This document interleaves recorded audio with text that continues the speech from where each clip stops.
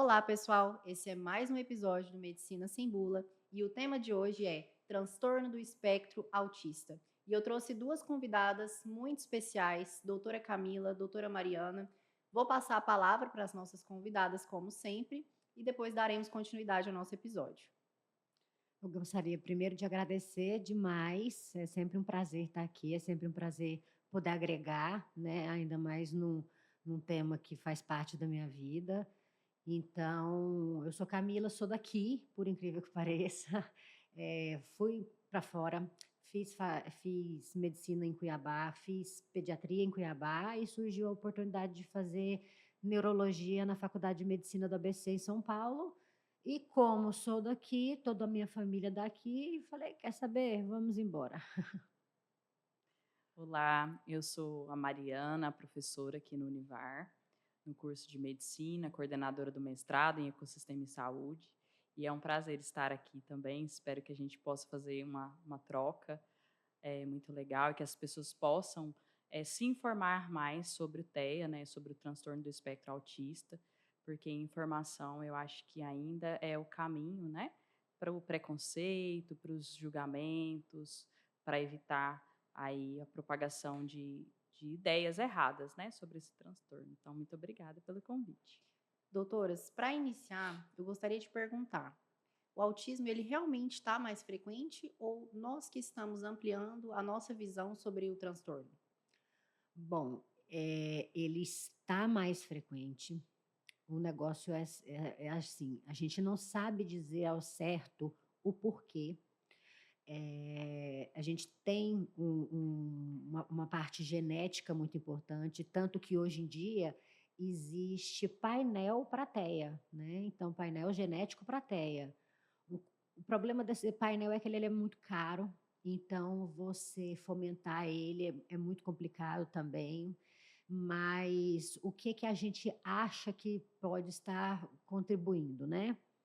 Primeiro, a nossa alimentação, agrotóxico, as doenças, gestacionais, por exemplo, rubéola, citomegalovírus, as crianças prematuras, menores de 1,5 quilo. Então, tudo isso aí pode estar proporcionando, né, um maior transtorno do espectro. Fora que sempre existiu, né, o transtorno do espectro do autismo. A gente fala assim, na sua família tinha alguém que tinha algum problema, o negócio é que com o fechamento, digamos assim, dos sanatórios, dos hospícios, eu acho que trouxe, né, eles para a nossa sociedade, a gente passou a enxergá-los com uma melhor maneira, porque aquelas pessoas que estavam trancadas naquelas instituições, com certeza a grande maioria era do transtorno do espectro do autismo. Doutora, quando uma família recebe o diagnóstico do TEA, o que que muda o contexto social e familiar dessa família, em relação à aceitabilidade, adaptações, o que que acontece? Olha, inclusive estou aqui como professora e como mãe, né, de uma criança autista, e eu falo que muda totalmente a vida familiar, né, e profissional também. Por quê? Porque precisa mudar a rotina, então essa criança ela precisa realmente da previsibilidade, da rotina, então precisa se deslocar até as terapias. Então acaba realmente mudando toda a rotina familiar e também do trabalho, porque geralmente os pais dessas crianças, assim como tanto com TEA quanto com qualquer outro transtorno, o ideal é que essas crianças tenham um acompanhamento terapêutico e precisa, né, fazer várias terapias ao longo da semana, além de irem para a escola. Então isso demanda, né, uma dedicação mesmo. Fora que esses pais, eles precisam também pensar na sua saúde mental, cuidar de si para cuidar do outro.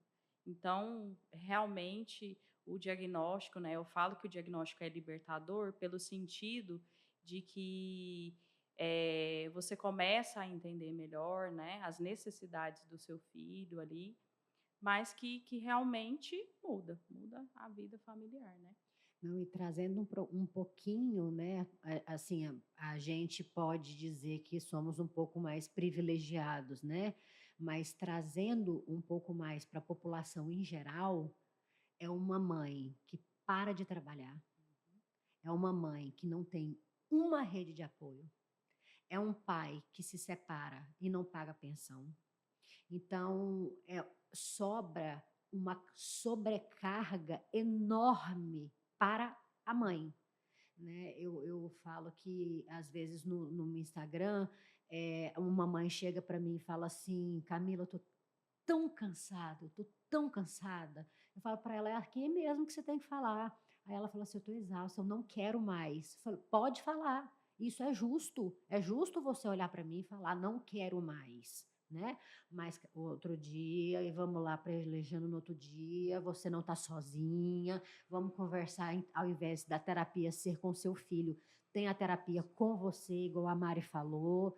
E então, assim, para os, digamos assim, os menos favorecidos, não é fácil de jeito nenhum. Em relação aos marcos do desenvolvimento, pensando na primeira infância ali, quais são os sinais que mais chamam a atenção durante ali a puericultura, as consultas de rotina da criança, doutora? Se fala de criança típica ou atípica? Atípica. Atípica, Isso. então, assim, é um pouco mais complicado, porque tudo da criança é muito sutil. Então, assim, às vezes a gente fala: "Ah, a criança que ela é atípica, ela já tem uma dificuldade de coordenação motora. Então ela já tem uma dificuldade de sustentação, né, de cervical já importante. Tem criança que não gosta de olhar, assim, isso virou até um tabu, assim, porque você não podia falar, que a mãe falava: "Meu Deus do céu, ela não olha para mim, então ela é teia". Não, não é bem assim, mas algumas crianças realmente não gostam de olhar para a mãe. Criança que não gosta de ficar no colo.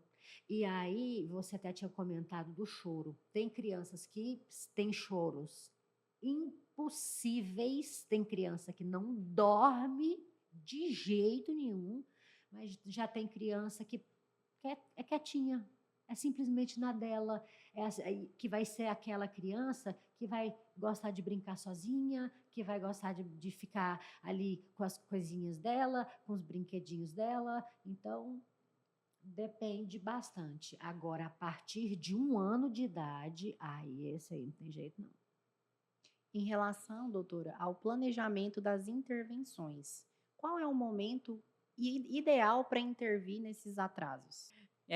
Então, as crianças, como elas têm essas consultas de rotina de puericultura, e o profissional geralmente faz o acompanhamento, né, do crescimento, desenvolvimento dessas crianças, dos marcos do desenvolvimento, é possível já ver alguns sinais de alerta nesses marcos. Então, quando ele não eh, alcança, né, marcos para aquela faixa etária, então o profissional já tem um olhar ali para aquela criança para poder intervir. Então, é onde entram os encaminhamentos, né, para a equipe multiprofissional, fonoaudiólogo, psicólogo, terapeuta ocupacional, né, se estiver vendo ali alguma necessidade mais específica dessa criança. Mas isso não quer dizer que os pais, né, os responsáveis, os cuidadores, não tenham que ter também um olhar atento para essas crianças. Por quê? Porque a gente sabe que já tem sinais, né, de TEA Sim, em bebês, então, sim. é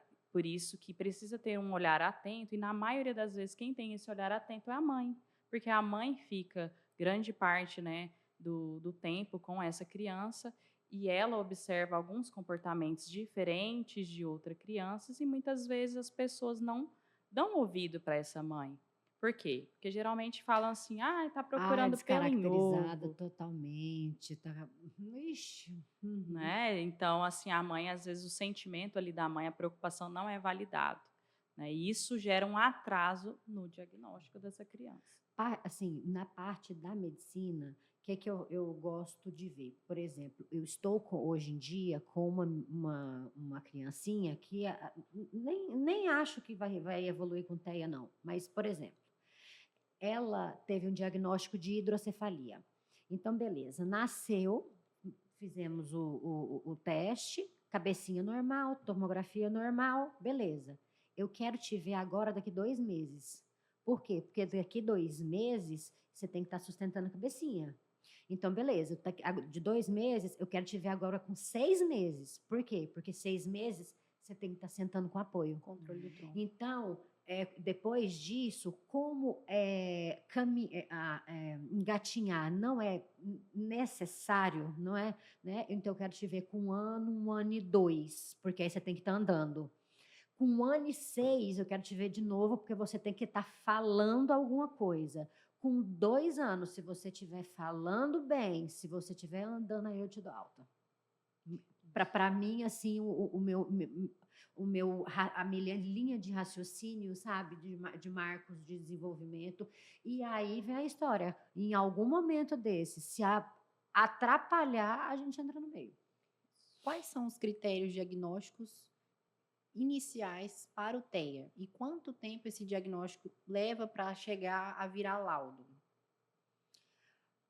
Depende. Assim, os critérios são, primeiro, né, a dificuldade na comunicação social, a dificuldade na reciprocidade e os movimentos estereotipados. Esses são os básicos. Eu falo que essa é a tríade maior. Aí, depois disso, você começa a perguntar outras coisas. Andam na ponta do pé? Enfileira o brinquedo? Veste qualquer roupa? Aí depois você vai para isso, né? Para mim, Camila, hoje, graças a Deus, eu falo que eu tenho uma equipe que não trabalha comigo junto, não é todo mundo junto, mas que trabalha comigo em separado, mas trabalha. Então, assim, por exemplo, eu tenho 2 clínicas aqui na Barra que eu gosto bastante, que é a do Bem e a Hope. Então, o que eu peço para elas? Eu tô com uma paciente que eu tô achando que faz o VibMap para mim. O VibMap é um teste, né? Então, faz um VibMap dela para mim, dá uma olhada clínica nela para mim. Aí, se fecha, Camila, olha, fez tudo, não teve jeito, fechou mesmo, a pontuação tá toda aqui. Quando volta e lauda. Então, assim, geralmente uns 3 meses. Mas isso também a gente está falando de nós que somos mais beneficiados, né? Tem gente que demora um pouco mais por conta de não ser barato. Em relação aos déficits de comunicação, eles sempre vão ser óbvios ou existe ali algum tipo de máscara social? Como é que isso acontece em relação ao prejuízo para a criança do TEA? Não é porque vai indo você acostuma. Vai indo você acostuma. Por exemplo, tem gente que a Mariana sabe.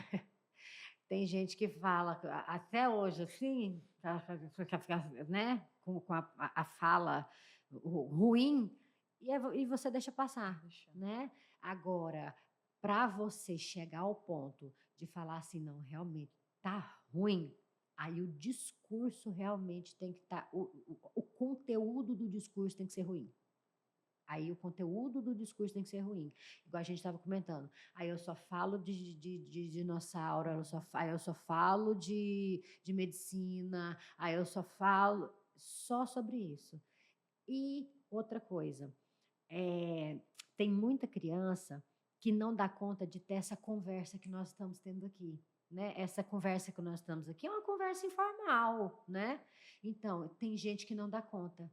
Por quê? Porque fica pensando assim, o que eu tenho que falar, o que eu vou falar, meu Deus do céu. E aí, ela pega, às vezes, um roteiro, ela até peleja, ela faz um roteiro. E você tem que rir daquilo ali, se mudar alguma coisa, se você fizer uma pergunta diferente, aí ela titubeia e não dá conta mais. Mas é mais ou menos isso. E é interessante que hoje também se fala muito sobre a banalização do diagnóstico, né, do TEA. Por quê? Porque muitas pessoas às vezes apresentam um comportamento diferente e já se classificam como autista ou fazem algumas colocações como, todo mundo tem um pouco autista. Isso é perigoso por quê? Porque quando a gente banaliza tudo isso, tem crianças sofrendo, tem pessoas sofrendo sem o diagnóstico, como a doutora Camila colocou, então não são todas as pessoas que têm a oportunidade e que muitas vezes nem irão receber, né, todas as suas terapias, o seu acompanhamento. Então a gente precisa ter muito cuidado com isso, e eu sempre ressalto nas aulas, né, que nós temos de tópicos especiais em autismo, no terceiro semestre de medicina, que quando a gente fala de transtorno do espectro autista, estamos falando de prejuízo. Então, esses domínios que a doutora Camila colocou, comunicação, interação social, comportamentos repetitivos, estereotipados, esses padrões, e isso havendo prejuízo para essa criança, para essa pessoa. Tem que haver prejuízo, que fique claro isso. Doutora Mariana, em relação à apresentação do TEA em crianças, existe alguma diferença entre meninos e meninas? Olha, o que os estudos mostram é que, na verdade, as mulheres, elas têm algumas características diferentes desde a infância, que é o mascaramento social, que a gente diz, que é o quê? Ela tem uma maior habilidade em observar outras crianças, né, da mesma faixa etária e mimetizar, imitar aquele comportamento. Então, o que que acontece? Na maioria das vezes, eh, o diagnóstico dessa menina, ele demora mais do que os meninos, mas há também uma proporção diferente. Então, geralmente, para 3 autistas, uma é menina, né, então em menino acaba tendo o maior número mesmo, mas ainda tem essa demora do diagnóstico por conta que as meninas acabam disfarçando melhor alguns comportamentos, algumas características. Doutora Camila, em relação ao desenvolvimento neurológico, né? Pensando em crianças típicas e crianças atípicas, qual que é a influência das telas e a exposição precoce dessas telas em relação às crianças atípicas? Nossa, é péssimo. É, é péssimo, assim, nós já chegamos a um ponto de que a Sociedade Brasileira de Pediatria falava em quantidade. Então, assim, até 1 ano, 0. Aí até 2 anos, 1 hora. Aí agora nós chegamos a um ponto que é 0. É 0. Não tem como, não tem condição. Está atrapalhando demais. Essas crianças estão cada vez mais ansiosas. Se vocês tiverem ideia do quanto de criança ansiosa que tem no consultório e que a mãe faz questão de que medique. Então, assim, às vezes nós estamos falando de criança de 4, 5 anos. E a mãe fala: "Pelo amor de Deus, faz alguma coisa". Esse "pelo amor de Deus, faz alguma coisa", é porque ela já está num vício, ela já está num looping tão grande dessa tela, que a mãe já não dá conta mais. Aí na hora que você tira, não é da noite para o dia que você vai também acabar com aquilo ali, acabar com aquele sintoma. Então, para a criança típica e para a criança atípica, tela, para mim, é 0. Agora, a criança atípica, eh, eu perdão, para a criança típica, eu ainda posso deixar uma ressalva ali, de um desenho controlado pelos pais, agora, aplicativo de telefone é de jeito nenhum. De jeito nenhum, nenhum. "Ah, mas é o aplicativo do YouTube Kids". Não existe isso, porque depois na hora que você vê, já não estava nem vendo o YouTube Kids mais, né. Então para mim, até seus 3 anos ali, 0 tela e depois a gente vai conversando. Uma vez uma mãe me falou assim: "Ai, agora ficou tão difícil, porque agora não pode levar telefone para a escola". Aí eu falei para ela, falei: "Ficou difícil por quê?". "Ai, porque aí na hora que eu for buscar ele", falei: "Uai, e como que buscava a gente antes? Você vai marcar com ele perto de uma árvore, você vai lá, busca ele e leva para casa, você não precisa de falar com ele. Ah, mas e se acontecer alguma coisa? A escola vai te ligar". Então, assim, você vê também essa ânsia, essa agonia da mãe pela tela para ver se acalma a criança, para ver se dá um sossego para a criança, né. Em relação às estratégias, né, de diagnóstico, você considera o MChat uma estratégia válida ou existem outras estratégias de diagnóstico que são melhores para o diagnóstico de TEA? Triagem. Então, Depende. Porque, assim, eu não gosto, particularmente. Mas, por exemplo, você está lá na escola, você é professora. É a única coisa que você tem. Tá top. Porque se você descobrir que é o pontuou, você vai trazer, você vai mandar. Então tá bom. Agora, dentro de uma avaliação mais aprofundada, eu particularmente não gosto do MChat. E dentro desse contexto escolar, como é que a gente consegue fazer a triagem, né, de qual criança vai para uma escola regular e qual criança vai para um outro tipo de escola mais especializada? Então, é que a gente não tem essa escola especializada, né? Nosso sonho é que tivesse essa escola especializada. Então, teoricamente, todo mundo tem que ir para a escola normal, regular, todo mundo, né? Agora, assim, às vezes a gente consegue, assim, por exemplo, algumas escolas, algumas APAES, né? Algumas APAES estão funcionando como um espaço kids, por exemplo. Ele está lá para fazer terapia, mas ele não está lá para pedagogia, né? E aí, quando a gente consegue que essa criança não vá mais para a escola regular, aí a gente tem que fazer toda uma via de laudo, de promotor, de explicar porquê, só assim. Senão todo Existe mundo tem que ir. Existe algum profissional que acompanha essa criança na escola, que pode ali, de repente, facilitar a adaptação dela com a professora, com os colegas, principalmente as crianças que não são verbais? Devia. Não temos, mas devia. Hoje mesmo eu peguei uma mãe de baliza, o menininho dela está com 4 anos. E eu falei para ela, e aí, já está com professor de apoio? Ela falou, não, doutora, tem 2 anos que eu estou lutando, né, digamos assim, na justiça e nada. E quando vem, por exemplo, uma pessoa completamente despreparada, né? Vem uma pessoa completa, assim, vem uma pessoa para ser babá. É isso que eu quero te dizer, mais ou menos. Doutoras, em quais situações clínicas que a gente tem a indicação do teste genético para o autismo?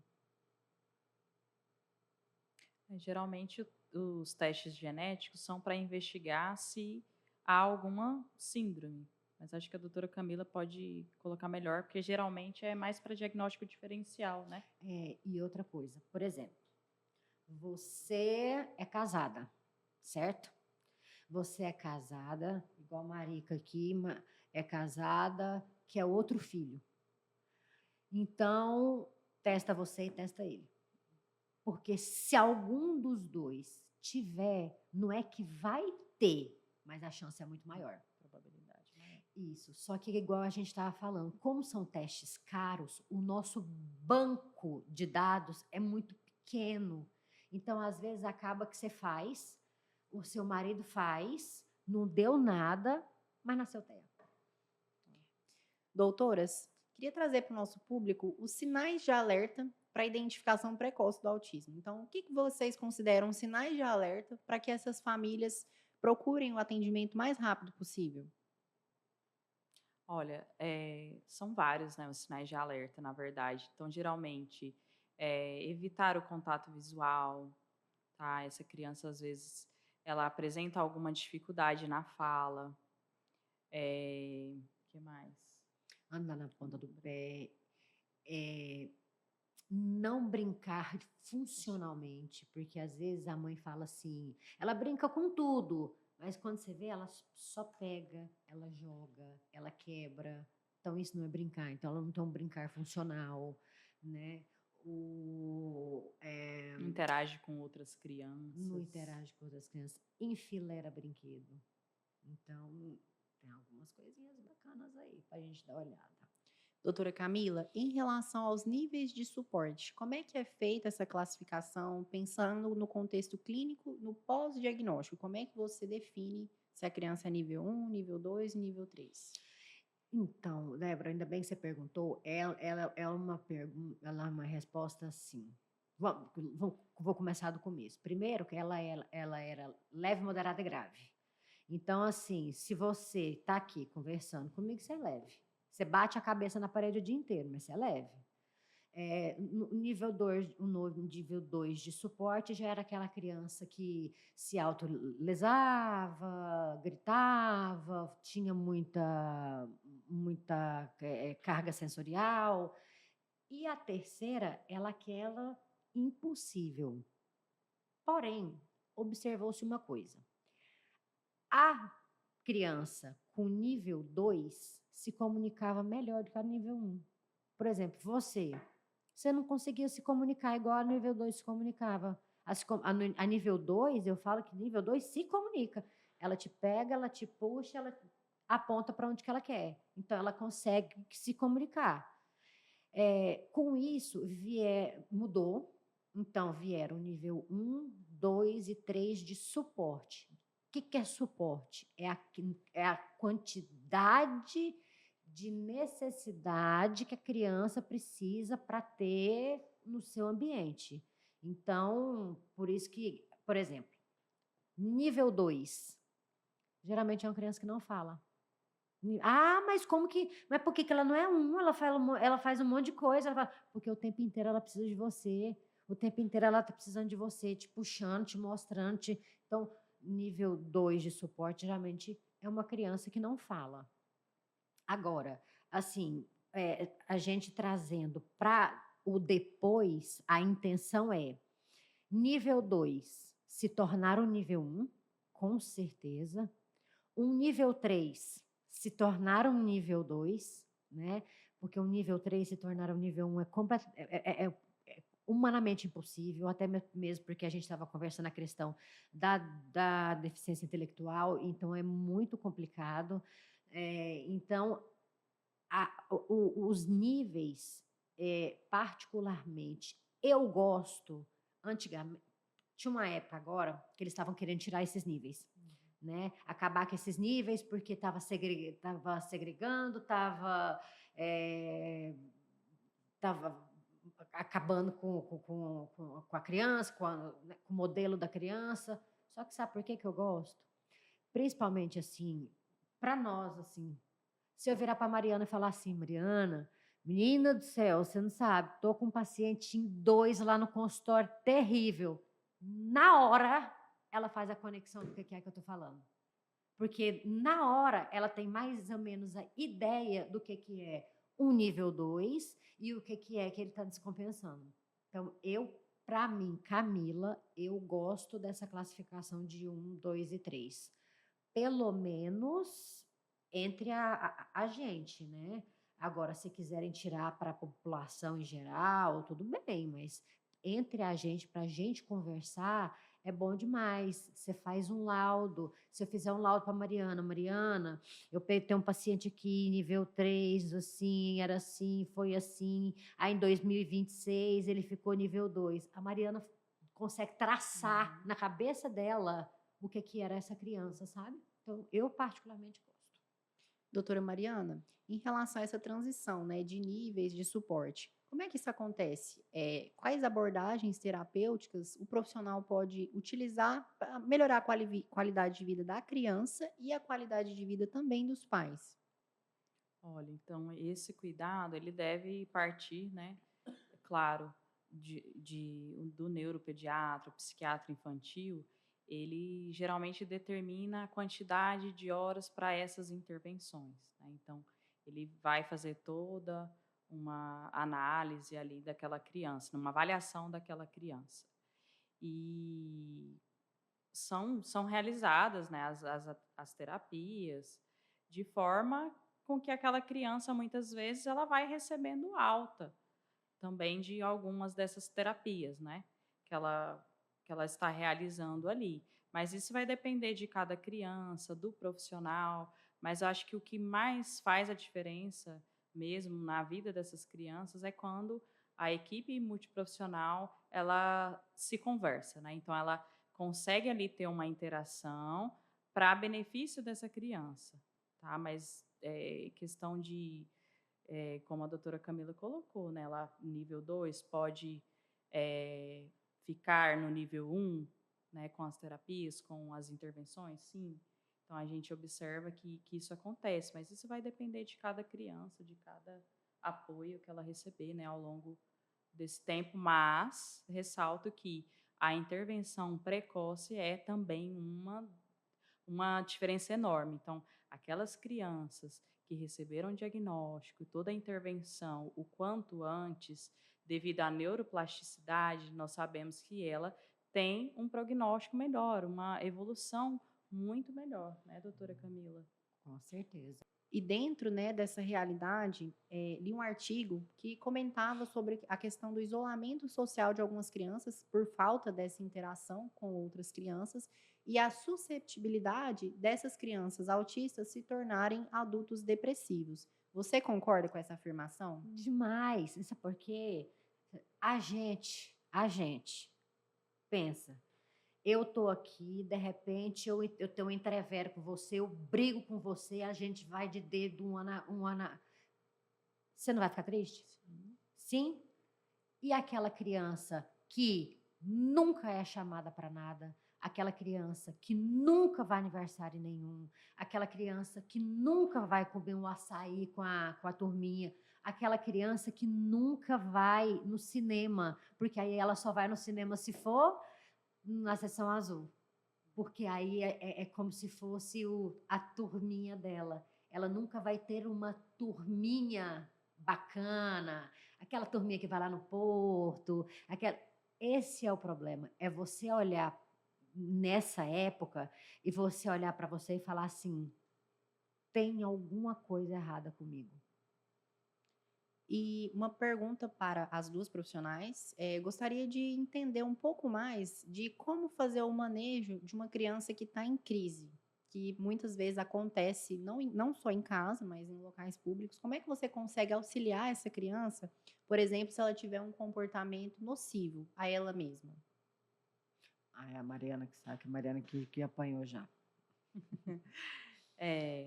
Na verdade, quando a criança apresenta as crises, precisa esperar passar. Então, se tiver algum comportamento autolesivo, o que você deve fazer é proteger essa criança. Então, por exemplo, se ela está na iminência de bater a cabeça, proteger a cabeça, né? E jamais tentar qualquer coisa como abraçar essa criança, né? Porque vai acabar machucando, eles, né, geralmente têm ali uma força também envolvida nessa crise, mas geralmente o que deve ser feito mesmo é evitar as crises. Então, a gente vê, né, na terapia ABA que a gente aprende o quê? Os antecedentes. Então, a crise ela não vem isoladamente. Então, teve algum antecedente que levou a criança a esse comportamento que a gente chama de disruptivo. Então, a família, a própria família, os profissionais já sabem como lidar, porque realmente já sabem intervir com aquela criança de modo a evitar essas crises, né? Mas em momento de crise é mais nesse sentido, evitar a criança se machucar e esperar, porque não é uma birra, né? Uma birra, você dá o que a criança quer, vai passar. A crise, ela tem que esperar realmente esse momento de autorregulação dessa criança. E quando a gente fala desses comportamentos disruptivos, a gente fala de oposição ou de autorregulação? Geralmente, os comportamentos disruptivos, que são aqueles comportamentos que a criança age de tal maneira em excesso, é uma maneira da criança se autorregular, na verdade. Então, até muitas crianças apresentam esses comportamentos, às vezes chegam lá para a doutora Camila, eu tenho certeza, e a mãe fala assim, acho que meu filho tem TOD, né? Tem o transtorno opositor desafiador. 2 anos. 2 anos de idade. E, na verdade, a criança está tentando se expressar de alguma maneira, né? E às vezes apresentam esses comportamentos, né, excessivos aí. E geralmente no TEA a gente tem esse Mas, comportamento Débora, você disruptivo. percebe até no choro.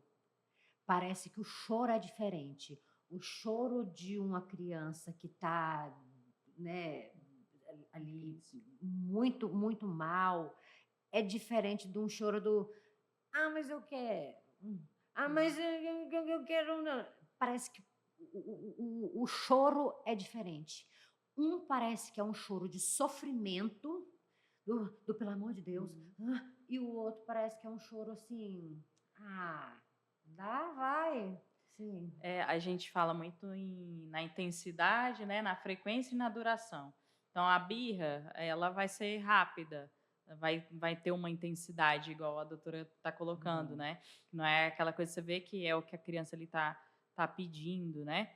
Então a gente tem a crise, ela tem mais intensidade, maior frequência, né? E duração. Isso. E a gente sempre tem mania de tirar o foco da criança, né? Uhum. Então, geralmente, com a oposição, você tirando o foco, ela vai junto. Você fala, não, peraí, quer ver? Vem cá, deixa eu te mostrar um negócio aqui. Vem cá, deixa eu te mostrar um negócio aqui, ali, ó, a bicicleta ali, ó. Aí, e vai. Assim, então você. Agora, se for uma crise disruptiva, moço, nada Nada. calma. Nada calma. Doutora Camila, em qual momento é indicado dentro da psiquiatria o uso de medicamentos ou você considera que o simples ajuste do ambiente que essa pessoa convive é suficiente? As duas coisas, Débora. Por exemplo, tem muita criança que não precisava tomar remédio. Muita. Só que o problema é. Aí nós vamos lá, igual a gente está falando. Não para nós que somos um pouquinho mais beneficiados, mas nós estamos falando de uma mãe que mal tem o dinheiro do aluguel, mal tem o dinheiro da comida. Então, assim, você ainda tem um menino que dá trabalho, que grita, que chora, que não dorme. Então, assim, às vezes é até melhor você cuidar dessa mãe, entendeu? Mais ou menos isso. Se eu sou a favor de remédio, quando precisa, sim. Por exemplo, Camila não dorme de jeito nenhum. Como é que eu faço? Se essa criança não dorme, no outro dia ela tá braba, braba, braba, braba. Aí ela tá desse jeito que a gente estava conversando. Então, medico, sim. Agora, uma medicação que eu estou gostando bastante, bastante mesmo, e que não está fazendo rol do nosso risperidona, aripiprazol, valproica, é o canabidiol. Eu ando vendo muito mais benefícios no canabidiol do que nas outras medicações. O problema é custo. Doutora Mariana, em relação aos comportamentos estereotipados, que é muito comum em crianças TEA, eles sempre devem ser inibidos ou não? Olha, geralmente é um movimento estereotipado, né? As estereotipias, igual o balançar das mãos, estalar de dedos, às vezes movimento de tronco, são, na verdade, movimentos para a autorregulação dessa criança.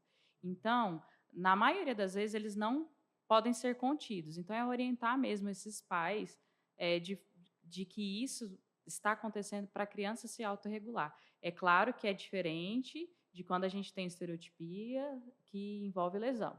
Aí a gente precisa intervir para aquela criança, né, não manter esse comportamento, né? Porque a Mariana vai saber melhor do que ela fala inglês. Tem, como é que é? Stick picking, que você. Aquela mania que a gente tem de ficar. Mexendo. Eles arrancam o corinho do dedo todinho, dos dois.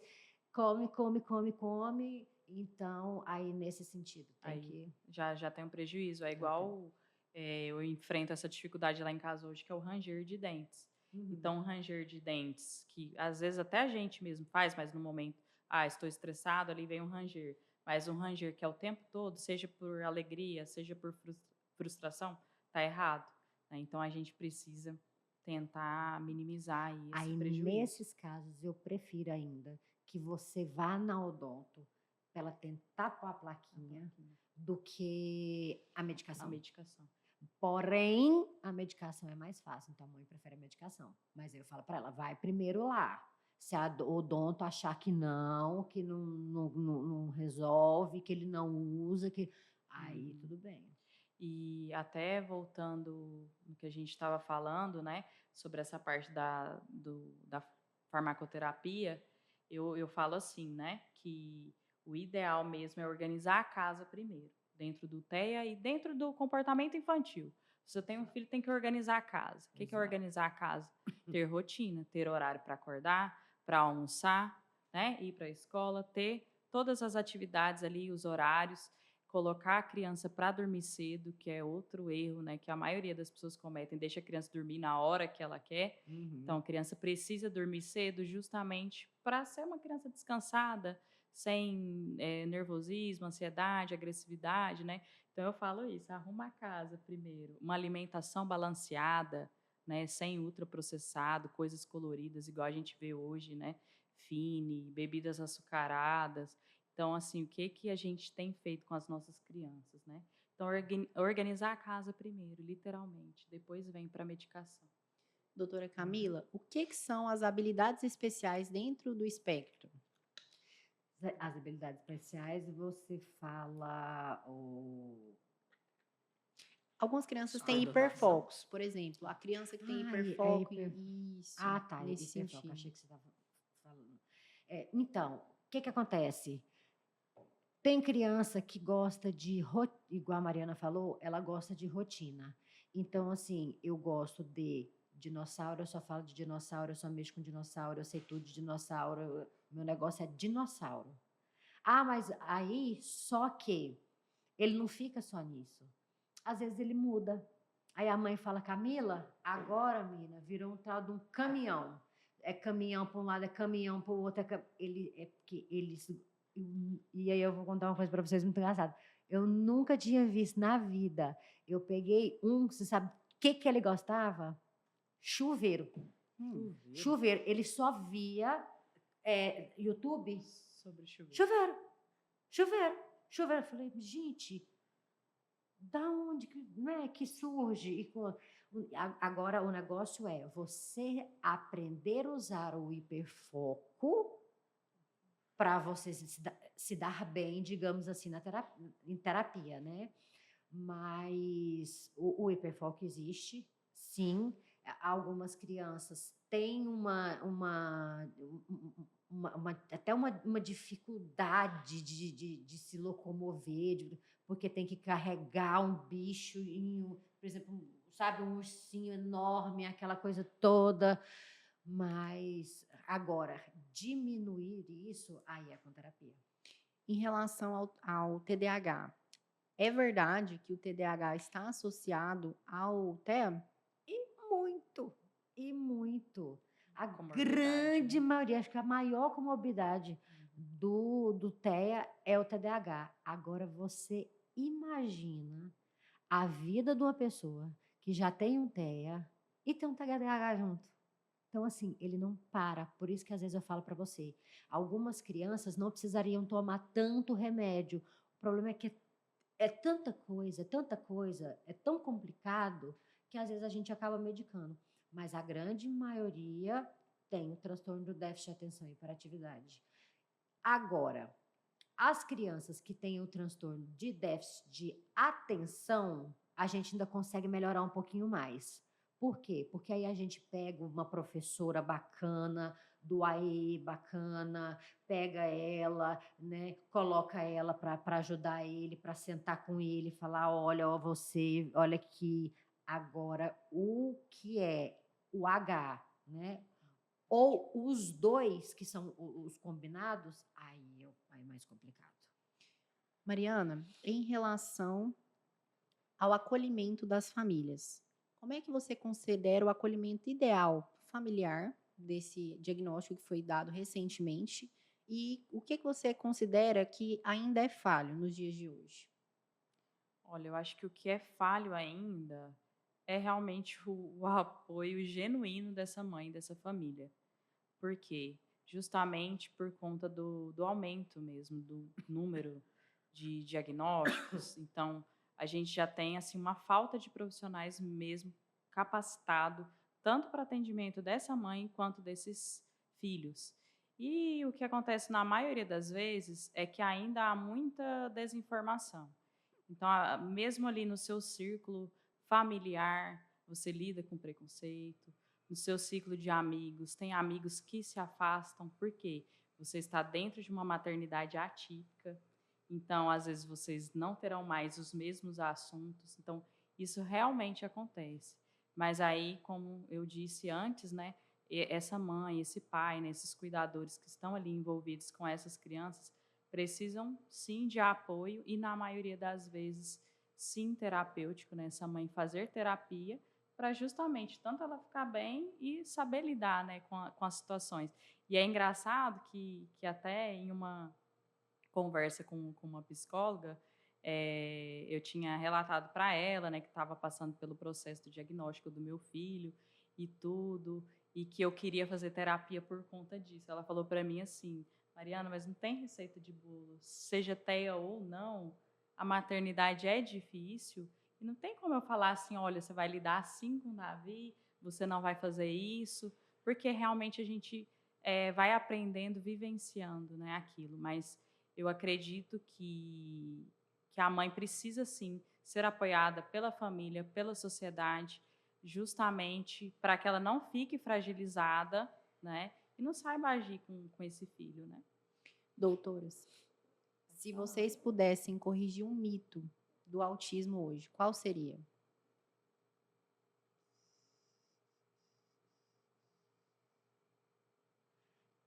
Eu corrigiria esse mito bonito que o povo fala, que o TEA mudou a minha vida, que não existe coisa melhor se eu tivesse. E aí volta a história do Marcos Mion.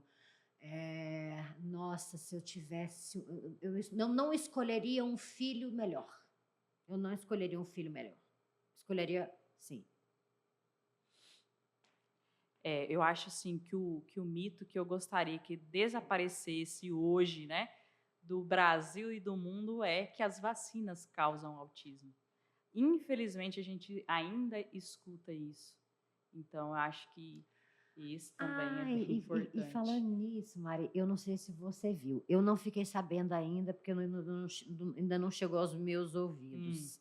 vamos Uma lá. mãe chegou para mim e falou assim: doutora, a senhora ficou sabendo que tem uma vacina para o autismo? Quer dizer, Opa! estão desenvolvendo uma vacina, não sei o quê. Aí eu falei: olha, não chegou ainda, assim, nos meus ouvidos, não vi ainda ninguém falando, né, e tudo mais. Porque ela falou assim: nossa, doutora, ia ser tão bom, né? Moço, não olhei.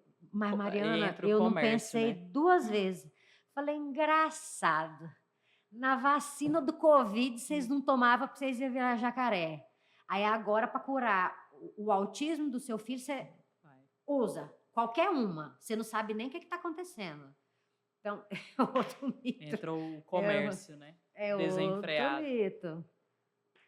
Meninas, para encerrar, eu gostaria de fazer uma pergunta sobre qual a mensagem vocês deixariam para uma família que está passando pelo processo de rastreio do autismo. Olha, eu falaria para essa família se fortalecer, buscar informações com profissionais confiáveis, então levar esse filho, né, para profissionais qualificados e buscar informações o máximo possível e fortalecer no sentido tanto da sua fé, né, a questão espiritual, a questão da saúde mental com profissionais. Então, muitas vezes a gente precisa, porque é sim, né, como a doutora Camila colocou, é um luto. Não é lindo estar dentro do espectro, ter um filho dentro do espectro, não é nada que ninguém tem essa expectativa, não tem mãe, não tem pai que tem expectativa de ter um filho diferente, né? Vamos dizer assim. Então, eu acho que seria mais isso, né? Estar mesmo fortalecido, porque as dificuldades virão, mas não é o fim do mundo, não é também uma desesperança de ter um segundo filho, por exemplo. Isso é muito de cada família, uma decisão de cada família, né? E é claro que, estando, graças a Deus, hoje em uma condição em que eu posso oferecer o melhor para o meu filho, eu falo isso, né? Mas eu também enxergo as mães que não têm essa condição, que são mães solo, que são mães que deixam de trabalhar para cuidar dos seus filhos. Eu sei que essa realidade dói muito nelas e é bem diferente, né? Mas eu acho que é isso. O caminho aí é procurar os profissionais qualificados e estar fortalecido. E eu acho que assim, não tenha medo. Não tenha medo. E se tiver com medo, vai com medo mesmo. Mas uma coisa que assim, eu acho que eu queria deixar de muito claro: não se abandone. Não se abandone. Você é a Débora. Você não é só a mãe do fulano de tal. Então, às vezes, eu falo para as mães que eu falo assim: ei, esse final de semana, você vai deixar ele com alguém. E eu quero ver você lá no porto tomando um chopp, conversando fiado. Por quê? Porque elas passam a ser mãe do fulano. Então, eu só sou a mãe do fulano. Aí eu vivo pro fulano, ou seja, aquele ciclo de amigos que você tinha, você não tem mais. Porque, igual a Mariana falou, o assunto é outro. Então, já que o assunto é outro, tira o assunto, entendeu? E vai atrás. Uma paciente me falou assim que ela foi fazer a terapia, né? E aí a terapeuta dela disse que perguntou para ela, falou assim: "Você está feliz hoje em dia com quem você é?" Ela falou: "Doutora, ela me deu um tapa na cara." Aí ela falou assim: "Uai, por quê?" Ela falou assim: "Porque você não vai fazer alguma coisa? Você não está fazendo fisioterapia? Vai fazer fisioterapia e volta para o seu curso." E o menininho dela estava um pouquinho maior, né? Então, assim, não se abandone. Não se abandone. Não tenha medo. Vai para frente e não se abandone. Pessoal, esse foi mais um episódio de Medicina Sem Bula. E esse episódio foi incrível. Trouxemos ali os sinais de alerta, tudo que a gente precisa para acolher a família, acolher essa criança, sinais de alerta, adaptações que podem ali ser necessárias com a equipe multiprofissional. Quero mais uma vez agradecer a doutora Camila, a doutora Mariana, e continue acompanhando o nosso podcast. Muito obrigada.